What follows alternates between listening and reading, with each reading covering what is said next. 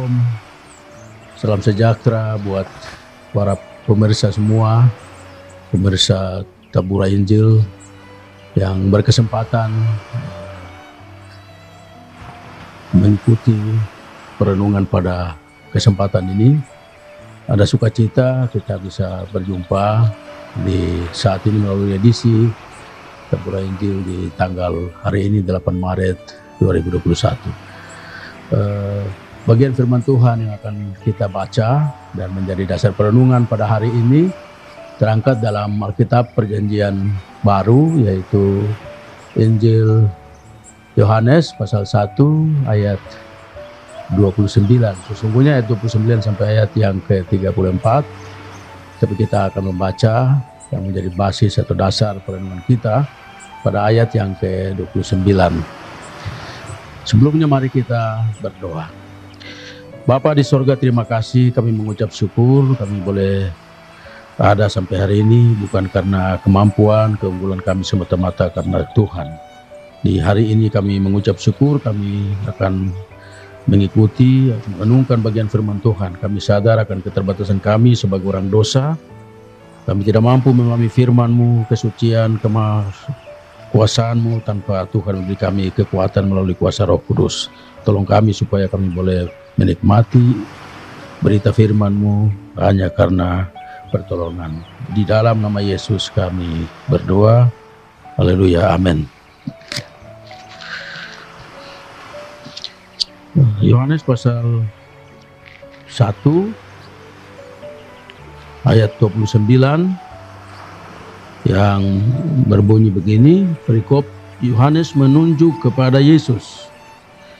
Pada keesokan harinya Yohanes melihat Yesus datang kepadanya dan ia berkata, "Lihatlah anak domba Allah yang menghapus dosa dunia." Bagian nats ini ayat 29b menjadi titik perhatian kita dengan tema bersaksi tentang Yesus Kristus Sang Juru Selamat. Saudara-saudara sekalian, Bapak Ibu, pemirsa Tabura Injil yang berbahagia, bersaksi ini pada intinya menyatakan kebenaran. Apa yang dilihat, apa yang dirasakan, apa yang dinikmati oleh setiap orang. Jadi bersaksi itu membutuhkan ketekunan, membutuhkan kejujuran, dan juga membutuhkan keberanian.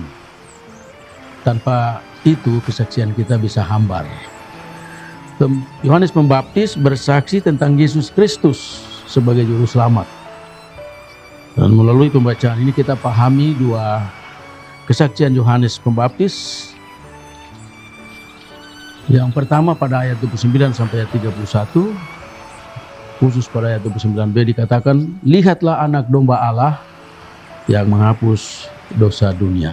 Ketika Yohanes Pembaptis menyiapkan murid-muridnya melalui baptisan air untuk menyambut Mesias yang sesungguhnya sebenarnya ada di sekitar mereka itu, Yesus berkesempatan hadir ke Betania dan dia kesempatan itu Yohanes melihat kehadiran Yesus dan Yohanes mengumpulkan atau menghimpun semua murid-murid, bahkan semua orang yang ada di situ, dan Yohanes mengatakan kepada mereka, "Lihatlah anak domba Allah yang menghapus dosa dunia."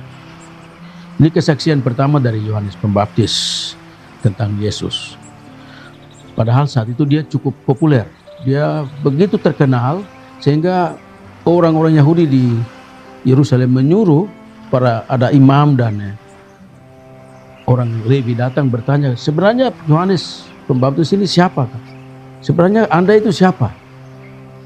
Dan dia katakan, "Saya bukan Mesias, saya bukan Elia, saya juga bukan Nabi, tapi saya adalah suara orang yang berseru di padang gurun," seperti disaksikan oleh Nabi Yesaya.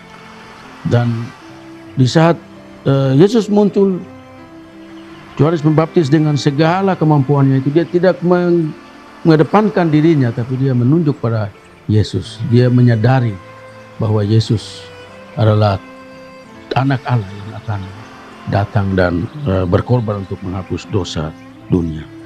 Nah, Bapak Ibu Saudara pemirsa Tabura Injil, apa yang kita dapati dari bagian ini? Pertama bahwa ada kerendahan hati yang muncul dari Yohanes. Dia tidak menonjolkan dirinya, walaupun dia mempersiapkan murid-muridnya untuk menyambut Yesus, dan dia benar-benar terkenal saat itu, tapi dia tidak menonjolkan diri. Nah, kita juga dalam hidup kita sebagai pelayan, sebagai hamba Tuhan, sebagai umat Tuhan, mari kita lebih mengunggulkan Yesus. Keberhasilan kita, kemampuan kita adalah anugerah Tuhan. Yesus harus menjadi besar dan kita menjadi kecil. Yohanes 3 ayat 30. Dan itu dia katakan, dia persiapkan murid-murid itu. Kalau kita baca pada ayat 30-31 dia katakan, dialah yang kumaksud ketika kukatakan kemudian daripada aku akan datang seorang yang telah mendahului aku, sebab dia telah ada sebelum aku, dan aku sendiri pun mula-mula tidak mengenal dia, tapi untuk itulah aku datang dan membaptis dengan air supaya ia dinyatakan kepada Israel. Bagian yang kedua, kesaksian kedua tentang Yesus. Kesaksian Yohanes Pembaptis ini diterangkan dalam ayat 32 sampai 34, dan akhir daripada ayat 34 dia katakan, inilah anak Allah yang hidup. Nah, dalam ayat ini dikatakan, aku telah melihat roh turun dari langit seperti merpati, dan ia tinggal di atasnya. Dan aku pun tidak mengenalnya, tapi dia yang mengutus aku untuk membaptis dengan air telah berfirman kepadaku, jikalau engkau melihat roh itu turun ke atas seorang dan tinggal di atasnya, dialah itu orang yang akan membaptis dengan Roh Kudus. Dan aku telah melihatnya dan memberi kesaksian. Nah, Bapak Ibu Saudara-saudara pemirsa Tabura Injil yang dikasihi Tuhan, sebenarnya hubungan kekeluargaan antara Yohanes dan Yesus itu sudah terjalin ketika awal pemberitaan kesaksian tentang kelahiran Yohanes Pembaptis pada Elizabeth dan Zakaria, dan juga kepada kelahiran Yesus kepada Maria dan Yusuf. Jadi sebenarnya ada hubungan secara fisik, tetapi Yohanes tidak mengenal Yesus sebagai Mesias tanpa kuasa Roh Kudus, dan disinilah peran kuasa Roh Kudus. Roh Kudus yang menunjukkan bagaimana Yesus sebagai Mesias. Oleh karena itu, bagi kita sekalian, kuasa Roh Kudus ini penting dalam kehidupan kita. Biar kita mau berserah diri supaya Roh Kudus ada dalam hidup kita, menguatkan roh kita, tubuh, jiwa, dan roh. Roh ini dikuatkan oleh Roh Kudus, sehingga kita semakin menampakkan karya-karya Kristus dalam hidup kita. Kita hari ini tidak lagi secara fisik bertemu dengan Yesus. Kita tidak mungkin mengajak orang untuk lihat itu Yesus. Tapi melalui perilaku hidup kita, kita bisa menunjukkan bahwa kita adalah pengikut Kristus. Bapak Ibu pemirsa Tabura Injil yang dikasihi Kristus, itulah kesaksian. Jadi kesaksian itu penting bagi kita sekalian. Dan kesaksian itu kita lakukan melalui proses pemuridan. Bersaksi berarti berani memberikan segalanya bagi Tuhan Yesus Kristus. Artinya saksi Kristus yang sejati itu merupakan bentuk kemartiran. Yohanes Pembaptis bersaksi tentang kasih Kristus. Ia memperjuangkan kebenaran dan keadilan sebagai martir sampai dia menumpahkan darahnya. Kita bersaksi tentang kasih Kristus dalam hidup kita. Kita tidak harus menumpahkan darah, tapi dengan hidup sebagai pengikut Kristus yang baik, kita akan menunjukkan bahwa ini Kristus ada dalam kita. Jadilah orang yang terbaik yang selalu berbuat baik. Dan itulah kesaksian yang Yesus minta dari kita sebagai pengikut Kristus. Hari ini kita 8 Maret memperingati juga hari ulang tahun GPK di Tanah Papua. Proses pemuridan ini penting dalam seluruh keberadaan hidup kita. Baik kita sebagai guru, sebagai hamba-hamba Tuhan, sebagai umat Tuhan, sebagai warga gereja. Proses pemuridan ini penting sehingga Kristus dapat dilihat melalui hidup kita seperti Yohanes. Dengan demikian kita jangan mundur dari kesaksian kita, karena hidup kita adalah sebuah kesaksian. Kita tidak hanya berkhotbah, tapi bagaimana perilaku hidup kita, kata-kata kita, perbuatan kita. Itu sebuah khotbah yang benar, yang bisa membawa orang kepada Tuhan. Demikian kiranya firman Tuhan ini disempurnakan oleh yang punya firman ini. Roh Kudus menolong kita sehingga kita terus bersaksi bagi Tuhan. Amin. Demikian para pemirsa Tabura Injil yang Kristus kasihi, mari terus saksikan Tabura Injil setiap hari.